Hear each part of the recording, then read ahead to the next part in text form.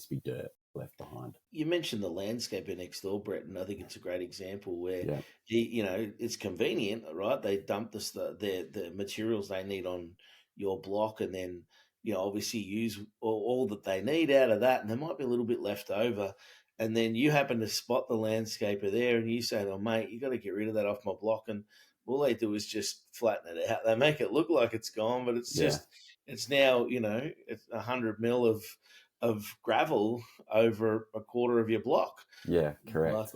look at And that.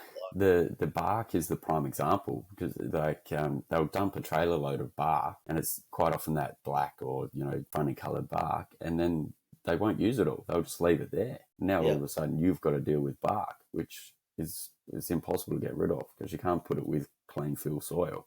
So it's a yeah, contamination, and it makes it really expensive to get rid of. That's the word I think people don't understand is contamination. So we all get, high, tall grass and weeds and stuff you can physically see and that you stand on top of. Yeah, Um, you can get rid of that, move that, take that away. But I think the biggest misconception that I've come across is their understanding of what contamination is. And that's that, like you said, Daz, that 50, 100 mil of crap that's in that top soil, so to speak, that yeah, needs to be scraped away. And that's the fundamental difference, I think, between getting a guy or a girl off Airtasker and doing it for a few $100. They won't do that. They will take all the stuff off the top, but they won't actually address the bigger issue, which is that top soil, so to speak, that's being contaminated. You can't have that under your slab.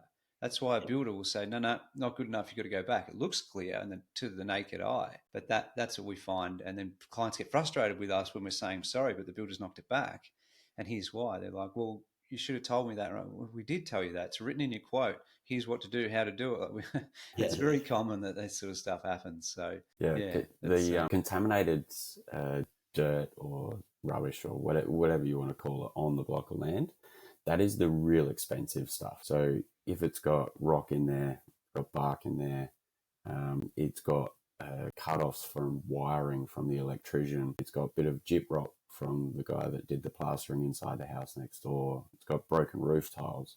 All of those little things mixed in with dirt are real expensive to dispose of. So we can separate them and move them around, but when you're talking about bits of wiring, it's yeah. it's really heavy with mixed in Like the with size dirt of a nail and clipping, rocks.